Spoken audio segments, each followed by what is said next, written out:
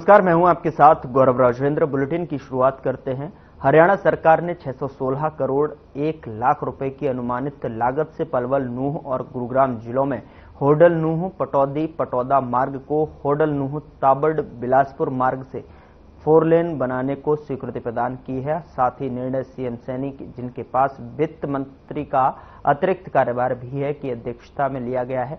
बैठक में पीडब्ल्यूडी मंत्री रणबीर गंगवा सहित तमाम संबंधित अधिकारी उपस्थित रहे। बता दें कि परियोजना सीएम की घोषणा का हिस्सा है, जिसका उद्देश्य होडल नूंह पटौदी पटौदा सड़क पर जो है माल और यात्री दोनों की आवाजाही की दक्षता बढ़ाना है।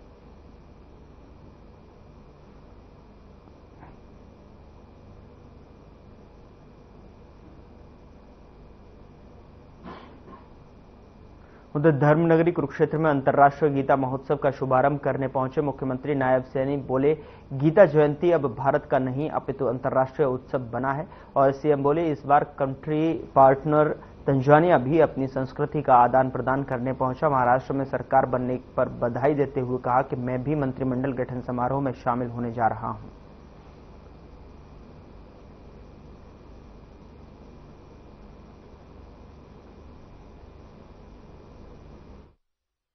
ये बहुत ही गर्व का दिन है कि आज अंतर्राष्ट्रीय गीता जयंती महोत्सव हर्षोल्लास के साथ जिस पवित्र भूमि पर भगवान श्री कृष्ण ने सर्व मानव जाति के लिए गीता का, कर्म का, ज्ञान का संदेश दिया है, आज उसका शुभारंभ है। 11 दिसंबर तक ये चलेगी अंतर्राष्ट्रीय गीता जयंती महोत्सव।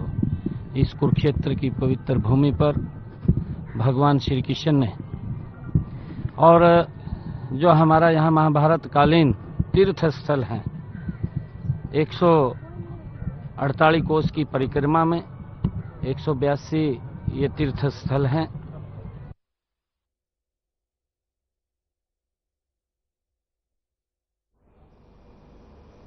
उधर अंतर्राष्ट्रीय गीता जयंती महोत्सव के उपलक्ष्य में गीता ज्ञान संस्थानम में 5 दिवसीय दिव्य गीता सत्संग का शुभारंभ हुआ और जहां गीता मनीषी स्वामी ज्ञानानंद महाराज के सानिध्य में कथा का आयोजन किया जा रहा है। वहीं कथा के शुभारंभ अवसर पर गुजरात के राज्यपाल आचार्य देवव्रत और देश भर से प्रसिद्ध संत महात्माओं ने भी शिरकत की। दिव्य गीता सत्संग में गुजरात के राज्यपाल आचार्य देवव्रत ने अपने संबोधन के दौरान कहा कि गीता ही एकमात्र ऐसा ग्रंथ है जो मृत्यु के भय से मुक्ति दिलाता है। जब व्यक्ति की मृत्यु हो जाती है तो अनेक प्रकार के भय बताए जाते हैं। साथ ही आपको बता दें कि उन्होंने ये भी कहा कि पूरे ब्रह्मांड में केवल मनुष्य ही जीवों में सर्वश्रेष्ठ है। वहीं कृष्ण केवल नाम ही नहीं, वे योगेश्वर भी हैं। वे बहुत बड़े योगी का दर्शन चिंतन है। गीता में जो प्रस्तुत किया गया वह जीवन के हर क्षेत्र के पहलुओं का समाधान है।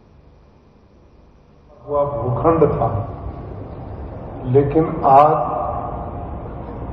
इतना सुंदर ये संस्थान बना है और इसमें अनेक ऐसे प्रकल्प स्थापित हुए हैं जो हमारी आने वाली पीढ़ियों को सदैव प्रेरणा देते रहेंगे। अध्यात्म की भी, गीता के लिए भी और जीवन दर्शन के लिए भी और गौ माता की रक्षा के लिए भी। लेकिन भारतीय ऋषियों ने सृष्टि संबत में लगभग गणना नहीं की।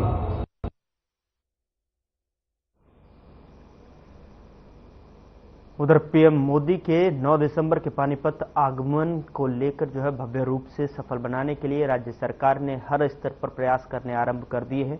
तो वहीं आपको बता दें कि प्रदेश के लोक निर्माण एवं जन स्वास्थ्य विभाग के कैबिनेट मंत्री रणबीर गंगवा जुलाना पहुंचे। पूर्व मुख्यमंत्री भूपेंद्र सिंह हुड्डा द्वारा प्रदेश को नशे का अड्डा बनाए जाने के सवाल के जवाब में कहा कि जनता उनको जवाब दे चुकी है।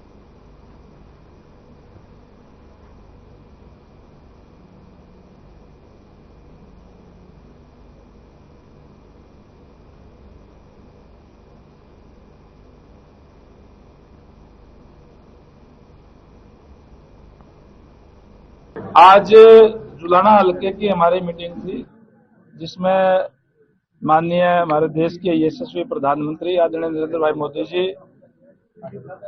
9 तारीख को पानीपत में आ रहे हैं। उनका यह प्रोग्राम है, एक तो बीमा सखी का प्रोग्राम रहेगा, महिलाओं को सशक्त बनाने के लिए, उनको और ज्यादा हिस्सेदारी करने के लिए, और महिलाओं को सौगात देकर के जाएंगे। वहीं वो कुछ परियोजनाओं का शिलान्यास भी करके जाएंगे।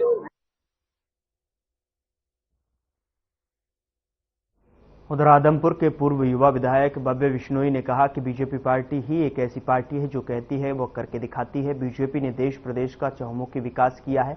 देश के प्रधानमंत्री नरेंद्र मोदी और प्रदेश के सीएम नायब सैनी विकास पुरुष हैं, जिनके नेतृत्व में देश प्रदेश को एक अलग पहचान मिली है। साथ ही उन्होंने कहा कि बीजेपी भी बीजेपी के कर्मठ कार्यकर्ता हैं।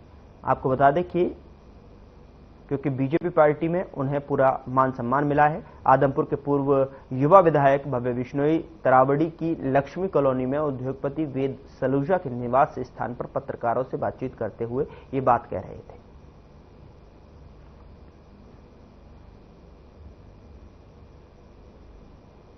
आज तो मैं मेरे छोटे भाई यश को शादी की बधाई देने आया हूं। मैं किसी कारण से इनके विवाह पे नहीं आ पाया था, तो फोन पे जरूर बात हुई थी। मैंने उनको कहा था कि जैसे भी व्यवस्था होगी सबसे पहले आपसे मिलने आऊंगा। तो आज तो बस एक सामाजिक रूप से इनसे मिलने आया हूं, और मैं आभारी हूं भगवान दास जी का भी, जिन्होंने अपना कीमती समय निकालकर आज हमारा स्वागत किया। और मैं परमात्मा से प्रार्थना करता हूं कि यश को अपने इस नई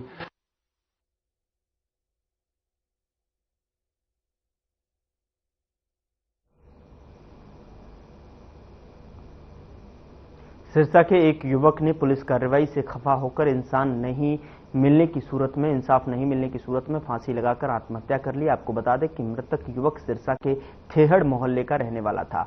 मृतक की उम्र करीब 32 वर्ष बताई गई है। फिलहाल पुलिस ने शव को अपने कब्जे में लेकर सिरसा के नागरिक अस्पताल में पोस्टमार्टम के लिए भेज दिया है। वहीं मृतक के परिजनों ने सिरसा पुलिस के अधिकारियों से उचित समय पर आरोपियों के खिलाफ कार्रवाई नहीं करने को लेकर खूब खरी खोटी सुनाई।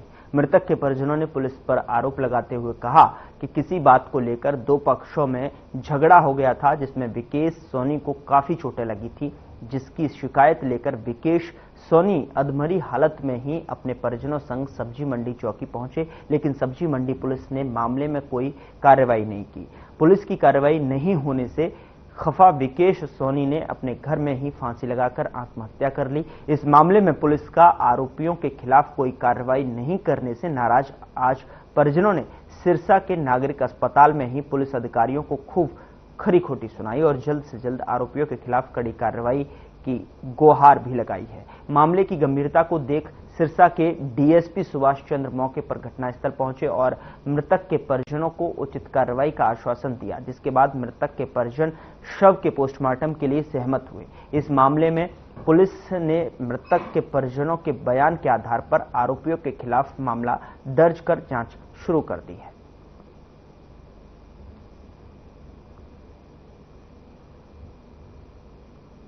मेरे भांजा है विकेश सोनी, उन्होंने कल सुसाइड कर ली है फांसी लगा करके। तो कल लगभग 3-4 बजे मेरे को फोन आया सिरसा से, मामा जी पिंटू ने, उसका पिंटू भी नाम है, विकेश सोनी पिंटू, उन्होंने आत्महत्या कर ली है फांसी लगा करके। तो इससे पहले भी 29 तारीख को मम्मी का मेरे पास फोन आया भी ऐसे करके बेटा पिंटू की विकेश सोनी की झगड़ा हो गया सामने पड़ोसियों से। आज हमें सूचना मिल रही है कि विकेश नाम के लड़के ने, जो 32 साल का उम्र है, उसने अपने घर सुसाइड कर लिया। तो बाद में जब पता लग गया कि उनका 29 तारीख का कोई पड़ोसियों के साथ झगड़ा हुआ था, जिस संबंध में हमारी चौकी सब्जी मंडी में दरखास्त दी हुई थी। दरखास्त देने पे वो उस संबंध में उनके खिलाफ आपस में दोनों पक्ष को चौकी में बुलाया गया था।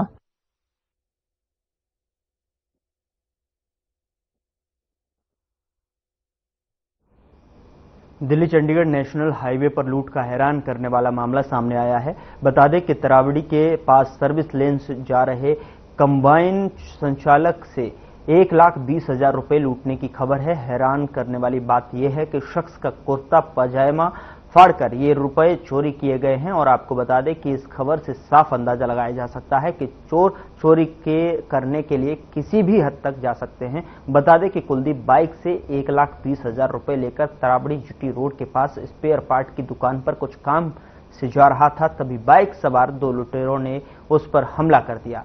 कुलदीप ने पुलिस को सूचित किया। इसके बाद सीआईए पुलिस की तमाम टीमें मौके पर पहुंची और सीसीटीवी फुटेज खंगाली मामले की जांच की जा रही है।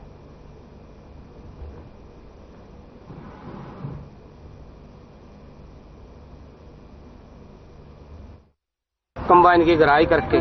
तो कौन लोग थे, किससे बाइक पे थे जी? न्यू मैंने पहचान नहीं, स्प्लेंडर मोटरसाइकिल बाइक था। काले वगैरह भी काले नहीं जी, मेरे को तो धक्का मारा है जी, लात मारी है, मैं रोड पर जा पड़ा। 1,20,000 रुपए थे जी। कितने लोग थे? 2 थे जी। जैसे ही गांव से ग्राई करने के लिए लेके आया तो यहाँ तरावड़ी में एक स्पेयर पार्ट की दुकान है, वहाँ पैसे देने के लिए आया। तो रास्ते में तिकाना से जैसे निकला ना, जिटोड़े सर्विस लाइन आती है नीलोखड़ी से तरावड़ी, तो वहीं इसका घेर के इससे जो कुर्ते पजामे की जेब होती है ना, खिस्सा जिसको बोलते हैं, वो सारा ही पाड़ लेंगे। 1,20,000 के आसपास इसके पास नाम है जिनकी कंपो जिसके साथ? ये कुलदीप है जी। कुलदीप कहाँ का रहने वाला? ये पेगे गांव का है, जींद के पास। हुआ कहाँ पर है पूरी वारदात? ये तिखाना से आगे आगे जो और उत्तरावड़ी के बीच। उत्तम गांव से पैसे कलेक्ट करके कंबाइन पे वो लेके आ रहा था, तो उसके पीछे से दो लड़के आए मोटरसाइकिल पे और उसको धक्के से उसकी मोटरसाइकिल गिरा के और उसकी जेब में से पैसे छीन के ले गए। पता चला सीसीटीवी में है सर? हाँ, सीसीटीवी कैमरे चेक करे, वो हमारा। तो आपको लगता है रैकी है, कुछ ना कुछ रैकी की होगी? हाँ, वो सारे इन्वेस्टिगेशन का पास है। कितनी पेमेंट थी? 1,20,000। हथियार भी है उनके पास? हथियार का भी कोई ऐसे जल्द काबू कर दिया जाएगा सर? ये सर काम कर रहे हैं सही। हम एक पीछे वाले लड़के थे। जेब कैसे काटी? क्योंकि जेब में थी बाइक पे, वो कुर्ता पजामा डाल रखा था उसने, इसलिए तो फट गया। कुर्ते पजामा थोड़े पैसे दिख भी रहे थे पीछे लटके। उधर हार्डवेयर की दुकान से हजारों की चोरी की वारदात सीसीटीवी कैमरे में कैद हो गई। मामला बल्लभगढ़ की मोहाना रोड पर एक हार्डवेयर की दुकान का है, जहां से एसयूवी में सवार होकर आए बदमाश हजारों रुपए का सामान चोरी करके फरार हो गए।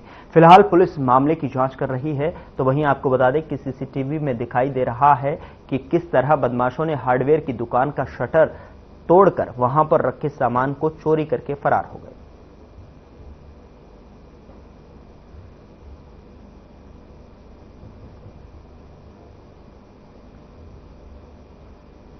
पुलिस ने कहा, मैंने पुलिस प्रशासन को कॉल किया था, पुलिस प्रशासन एट ए टाइम आ गए। उसके बाद उन्होंने फुटेज निकाली, फुटेज में निकालने के बाद उन्होंने देखने के बाद ये पता चला है कि जो यहाँ पे ये गतिविधि करने आए थे, उन लोगों में से 2-3 लोगों ने तो गमछा जो है वो कैमरे के आगे बांधा है।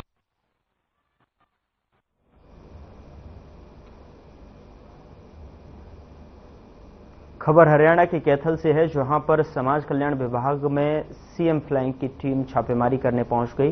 दरअसल पेंशन धारकों को सुविधाएं मिलने में देरी हो रही थी और पेंशन धारकों की शिकायतें मिलने की वजह से टीम ने छापेमारी की। छापेमारी के दौरान जो है सीएम फ्लाइंग की टीम ने विभाग के दस्तावेजों की जांच की और इसी के साथ पेंशन संबंधी दस्तावेजों में बड़े घोटाले की आशंका भी जताई है। तो सीएम फ्लाइंग टीम ने छापेमारी की। समाज कल्याण विभाग में छापेमारी टीम ने जो है दस्तावेजों की भी जांच की है।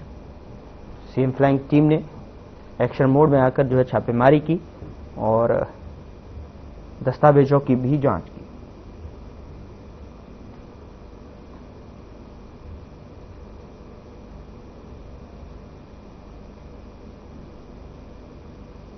मुझे मेरे पापा की पेंशन बनवानी थी, बुढ़ापा पेंशन। तो उसमें कुछ आधार कार्ड में किसी का नाम जुड़ा हुआ था, तो उसके लिए मैं कल दे के गया था यहाँ पर। तो उसको आज उड़न दस्ता की टीम आई हुई थी मुख्यमंत्री की, तो मौके पर उसको ठीक करा दिया गया। अब जी, तो कितने टाइम से आ रहे थे आप यहाँ पे? बस कल ही आया था मैं तो। अच्छा, क्या दिक्कत आ रही थी? बस आधार कार्ड में वो किसी और का नाम जुड़ा हुआ था, तो उसको हटा दिया गया मौके पर। 2 दिन में कलेक्शन से पहला फॉर्म जमा कराई थी। किस चीज के? पेंशन के जी। अच्छा, दोबारा मैंने कहा दोबारा करने पड़ेंगे। 3-4 दिन रोज आने लग रहा है, साइकिल पे आऊँ जाऊँ जी। फिर क्या करे? आज करे जी, आज समाधान हो गया जी। तो आप कैसे हुआ ये? आज ये टीम आ रही जी, इन्होंने कराया जी। तो आप कहीं शिकायत भी दी थी आपने? नहीं, शिकायत कुछ कहीं नहीं करी। तो डीसी ऑफिस? नहीं, कहीं नहीं गया जी मैं तो। अच्छा, मैं तो यहीं आया था बस। अच्छा, तो आपको कैसे पता था कि टीम आ रही है? नहीं, ये तो मैंने कोई बंद वैसे आया था जी। आज माननीय डीसी कैथल के माध्यम से मुझे नियुक्त किया गया था, जो मुख्यमंत्री जी उड़न दस्ता के साथ कार्रवाई के लिए। तो टीम के साथ हमने डिस्ट्रिक्ट सोशल वेलफेयर ऑफिस का निरीक्षण किया और निरीक्षण में हमने अपनी जांच करके रिपोर्ट तैयार कर ली है। क्या कुछ शिकायत मिली थी, किस प्रकार की जानकारी? आमजन तक पहुंचने वाली सरकारी सुविधाओं के बारे में माननीय मुख्यमंत्री के उड़न दस्ता को कुछ शिकायतें प्राप्त हुई थी।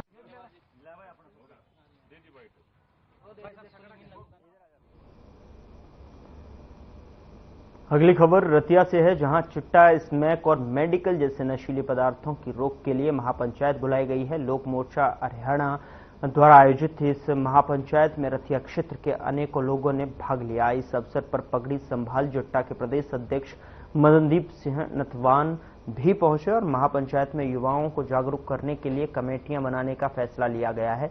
कॉलेज में भी युवाओं को नशों के प्रति जागरूक किया गया है और इसके साथ ही हिसार में फरवरी के महीने में नशा विरोधी रैली निकाली जाएगी।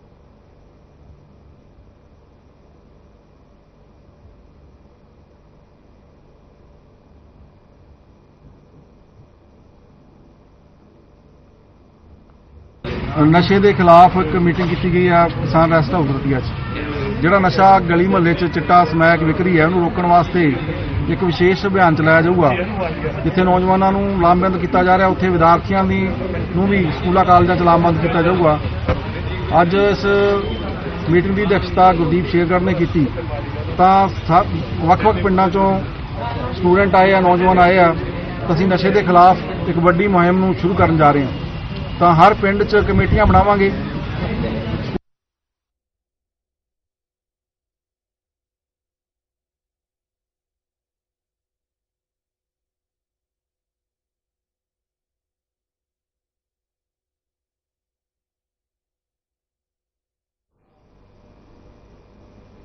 उधर हिसार से एक चोरी का मामला सामने आया है, जहां पर ब्यूटी पार्लर के बाहर खड़ी महिला के हाथ से बाइक पर सवार दो युवक ने पर्स छीनकर भाग गए।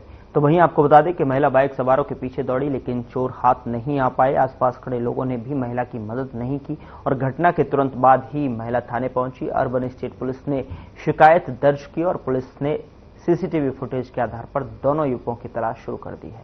साथ ही आपको बता दें कि ये घटना अर्बन स्टेट के साथ लगती कॉलोनी की है। ये पूरी वारदात सीसीटीवी कैमरे में कैद हो गई। फिलहाल पुलिस चोरों की तलाश में जुटी हुई है।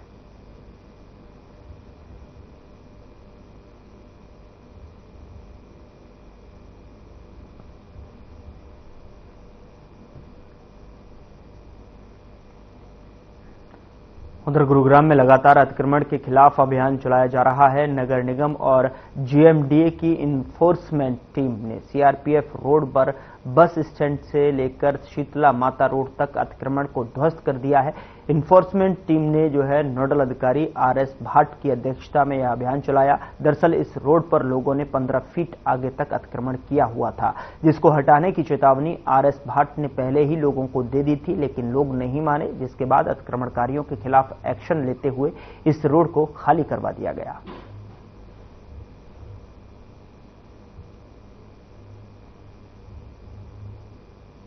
ऐसे है, इस रोड के ऊपर मैं खुद 2 बार आ चुका हूँ और लोगों को हाथ जोड़कर विनती भी करनी कि अपने शेड शुड हटाएं। देखिए, किसी का बिजनेस हम खराब नहीं करना चाहते।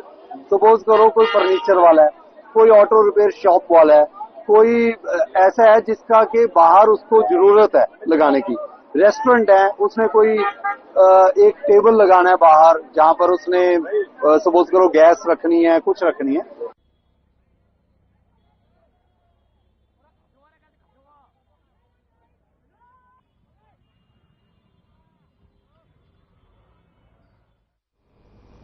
उधर फरीदाबाद स्थानीय निकाय एवं पंचायत विभाग द्वारा जिला स्तरीय स्वच्छता जागरूकता कार्यक्रम का आयोजन बल्लभगढ़ में किया गया। आमजन को स्वच्छता के प्रति जागरूक करने के लिए स्वच्छ भारत मिशन हरियाणा के कार्यकारी वाइस चेयरमैन सुभाष चंद्र ने सफाई अभियान चलाते हुए लोगों को स्वच्छता बनाए रखने की अपील की। इस मौके पर मीडिया से बातचीत करते हुए वाइस चेयरमैन सुभाष चंद्र ने बताया कि शहर को स्वस्थ जब ही रखा जा सकता है जब शहर के लोग शहर को साफ सुथरा रखने का प्रण लें। साथ ही प्रशासन भी लगातार स्वच्छता अभियान को लेकर इस मुहिम को आगे बढ़ाता रहे और बल्लभगढ़ ज्वाइंट कमिश्नर ने भी बल्लभगढ़ शहर को स्वच्छ और साफ रखने को लेकर निश्चय किया है।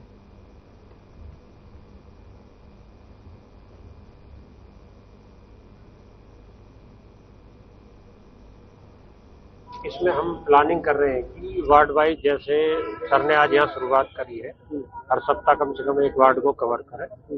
वो हम टाइम टेबल के अनुसार और अपने साथ सामाजिक संस्थाओं को भी लेंगे, गणमान्य लोगों को भी इनवाइट करेंगे। तो ऐसे ही जो ब्लैक स्पॉट्स हैं वो पकड़ के उनको हम साफ करने की कोशिश करें। सर, बड़े बड़े दावे तो निगम की ओर से कई बार किए जाते हैं, परंतु जब काम करने की बारी आती है तो निगम नजर ही नहीं आता दूर दूर तक। क्योंकि आज बल्लभगढ़ शहर को आप देखेंगे तो चारों तरफ से गंदगी का ढेर बना हुआ है, तो कैसे उसको सुधारेंगे? कुछ इसमें लॉजिस्टिक्स की समस्याएं थी। पिछले दिनों धर्म क्षेत्र कुरुक्षेत्र से हरियाणा के हमारे लोकप्रिय जननायक, कर्मठ, सहज सरल और दृढ़ संकल्पित मुख्यमंत्री आदरणीय श्री नायब साहनी जी ने स्वयं स्वच्छता अभियान की शुरुआत करके पूरे प्रदेश में इस प्रकार के ड्राइव चलाने का निर्देश मुझे दिया था। तो उन्हीं के निर्देशन पर मैं कल मेरे 2 जिलों के कार्यक्रम थे, नूंह और पलवल। आज 2 जिलों के हैं, फरीदाबाद। सिरसा के खैरपुर में किराए के मकान में रहने वाले एक व्यक्ति की किस्मत चमक गई जब उसकी 1.5 करोड़ की लॉटरी लगी। दरअसल मंगल सिंह नाम का ये व्यक्ति प्लम्बर का काम करता है। अपनी पत्नी व बेटी के साथ में एक किराए के मकान में रह रहा था। पिछले तकरीबन 5 से 6 सालों से वो लॉटरी खरीद रहा था, लेकिन कल देर रात 9 बजे जब उसे लॉटरी बेचने वाले एजेंट का फोन आया कि उसकी 1.5 करोड़ की लॉटरी लगी है तो उसकी खुशी का ठिकाना नहीं रहा। आज सुबह से ही मंगल के घर आस पड़ोस और रिश्तेदारों को जो है मंगल को बधाई दे रहे हैं। मंगल का कहना है कि वो लॉटरी के पैसे से सबसे पहले अपना खुद का मकान बनाएगा और बाकी बचे पैसों से वो अपनी बेटी के भविष्य के संवारने का काम करेगा।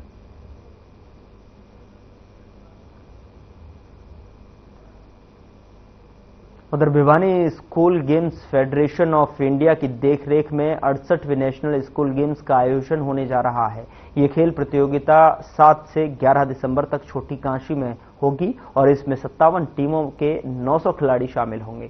भिवानी को पहली बार नेशनल लेवल पर अंडर 19 की कबड्डी प्रतियोगिता की मेजबानी करने का मौका मिल रहा है। बता दें कि इस कार्यक्रम में प्राइवेट स्कूल वेलफेयर एसोसिएशन को भी साथ लिया गया है।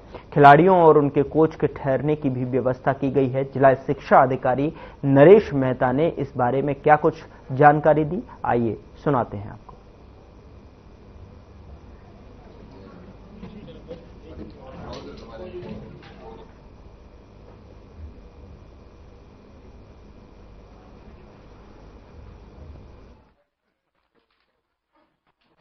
कि reception, enquiry, accommodation, transportation, document verification, match committee, ये सब के सब चीज़ें जो है तकरीबन हमारे जो ऑफिशियल्स हैं वो 300 के आसपास हैं, जो निरंतर 5 दिन जो है सुबह और शाम ये काम करते रहेंगे। खेलने के लिए ये सारा मैटिंग पर रहेगा कबड्डी कंपटीशन, जिसमें 2 मैटिंग हमारे इंडोर रहेंगे, 4 हमारे मैटिंग आउटडोर रहेंगे। हर ग्राउंड के लिए एक नोडल ऑफिसर जो पीटीडीपी हमारा है उसको, उसके साथ 12 ऑफिशियल जो इसका एक कैंप पर जो है एक जो है ग्राउंड पर रहेंगे। 68वीं नेशनल कबड्डी कंपटीशन भिवानी में होने जा रहा है। ये भिवानी जिले के लिए और हरियाणा के लिए बड़े गर्व की बात है और भिवानी के लिए गौरव की बात इसलिए है कि पहली बार कोई नेशनल का इवेंट इस प्रकार का इतना बड़ा आयोजन हमारे जिला शिक्षा अधिकारी के मार्गदर्शन में, इनके नेतृत्व में पूरे भारत देश की जो 70-80 के करीब टीमें आ रही हैं, तो ये बहुत बड़ा आयोजन। मैं बधाई देता हूं जिला शिक्षा अधिकारी को, कितना बड़ा आयोजन करने के लिए इन्होंने ये बीड़ा उठाया और सबकी व्यवस्था बच्चों के ट्रेन से। फिलहाल बुलेटिन में इतना ही। नमस्कार।